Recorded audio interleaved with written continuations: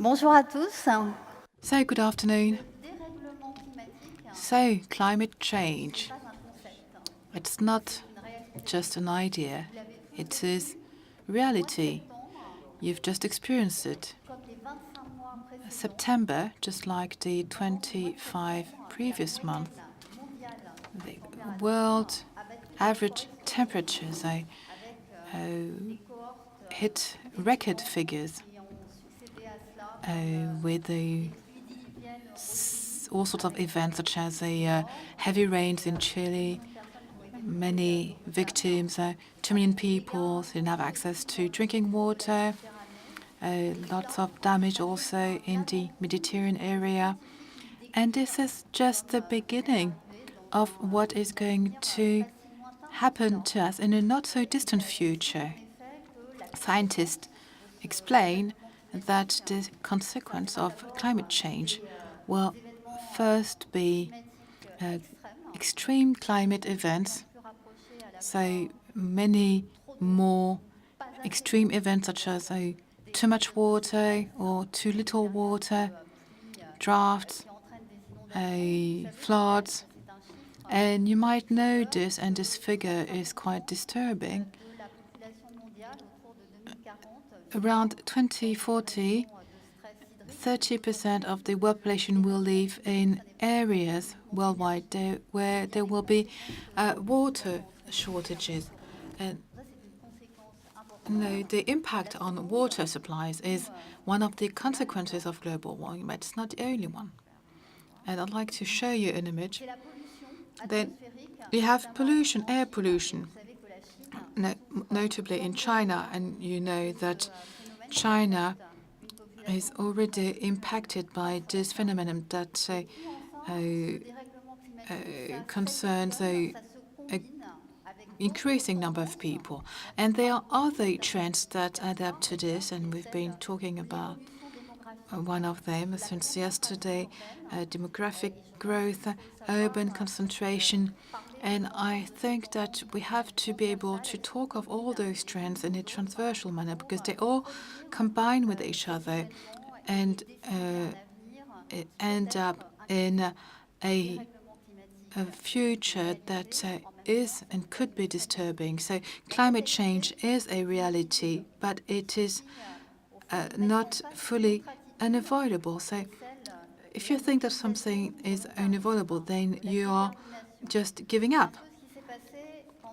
Whereas you can decide to be proactive. And this is what happened during COP21.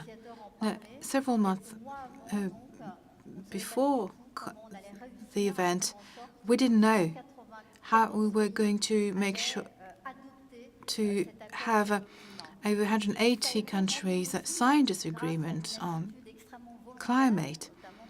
And you just have to listen to the negotiators in order to understand this. So this was thanks to the will and determination of the negotiators, but not only. There were other factors also.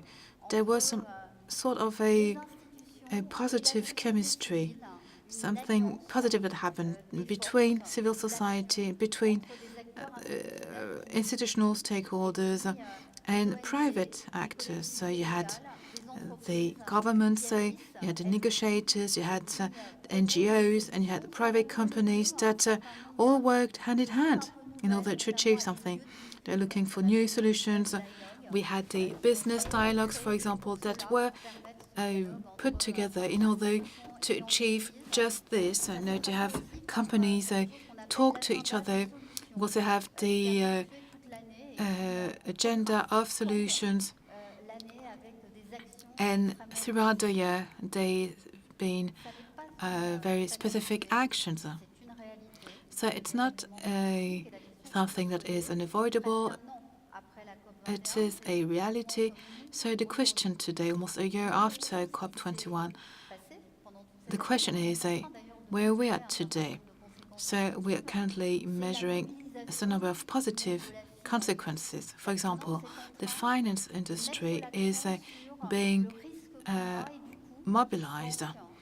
They are measuring the risks. So banks, insurance companies, pension funds are currently moving away from fossil fuel stakeholders, and they are investing in decarbonated sectors. There is some sort of a green finance that is beginning to appear and that is gaining importance. So this is the first consequence, for example. The second consequence is the cultural change that is taking place in certain parts of the world. For example, 2,000 companies throughout the world have made several commitments in order to reduce their greenhouse gas emissions, and it's on a platform called NASCAR. They're also offering new solutions, and we've heard some of them this morning, solutions that have to do with the energy transition, for example, a transition that will lead to more solar power, wind power. It will also lead to better waste management, notably in the countries in the southern hemisphere, and also eco-design efforts. Also, initiatives in order to use waste as resources. So all those efforts are beginning to bear fruit, but we still need to have this common direction that will make all those efforts more robust. And as we heard earlier on, there's this great news that China and the US have ratified the Paris Agreement. The US and China together account for 40% of the worldwide CO2 emissions. We need to have at least 55 countries ratifying the agreement, representing 55% of the worldwide emissions for the agreement to come into effect. And we're still waiting for the European Union. And then there is COP22. We might not be talking so much of COP22, but COP22 will play a role that is as important in the fight against global warming. COP22 that will take place in Morocco, in Marrakesh, will aim at really implementing COP21, and it will be a triple A COP, as they call it, A for adaptation, A for Africa, because in Africa there are all sorts of countries that can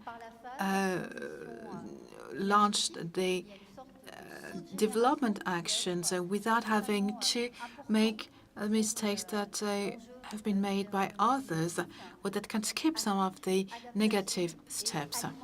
And the third A for alimentation, food in French, because there is a link, an obvious link between all those topics, climate, or water and food.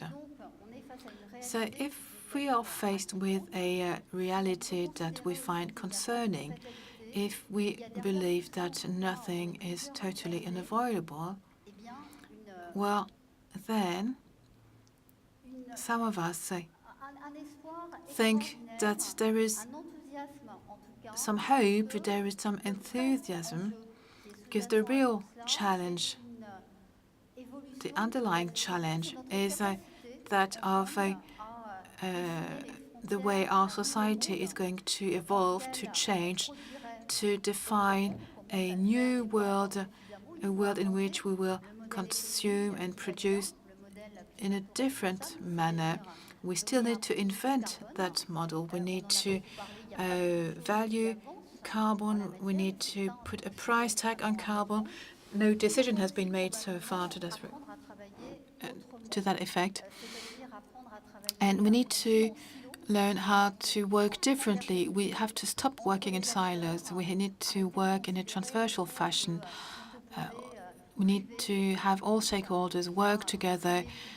It's not the public authorities against the private companies or against the NGOs. No, it's up to us all to make sure that all those strengths are pulled together in order to make things happen. So this is what we do at C3D. We have approximately 150 sustainable development directors who work for larger or not so large companies, and they are the ones within those companies whose role it is to lead that transformation. So we need to work together. We need to make sure that everyone is mobilized as consumers, but also as citizens. And we could almost request that this issue of a sustainable development of climate change is really at the heart of the political campaigns. And if we all go in the same direction, if we all ask the same questions, then we'll have a chance to find the necessary answers in order to fight global warming. And I'd like to thank you very much for your attention. Merci beaucoup, Hélène Valade. Thank you very much. I'd like to ask you a question. I was listening to you, and you were saying that those topics are really important, have to be on the agenda of our politicians in France, but also in the US. There will be elections in Germany also next year. So I do have my doubts, I must admit. I remember the Grenelle de l'Environnement in France.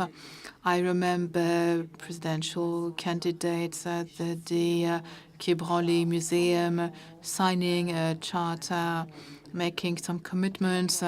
We also had this very nice Paris Agreement in 2015, but we have the feeling that people signed those agreements, made promises, but don't necessarily comply with them. Well, yes, you're right. No, you're entitled. You have the right to have some doubts. But if people in this room, if citizens really insist, if you ask candidates, say, about solutions, well, ask questions about carbon finance, ask questions, concrete questions, in order to make sure that some solutions are put onto the table, even if they are contradictory debates. So there was a political show on French TV yesterday, in the newspapers today, and in the Le Monde newspaper this afternoon, for example, Nicolas Sarkozy spoke about environmental issues, and this is what journalists have really retained from that TV show. So it really proves that environment is important.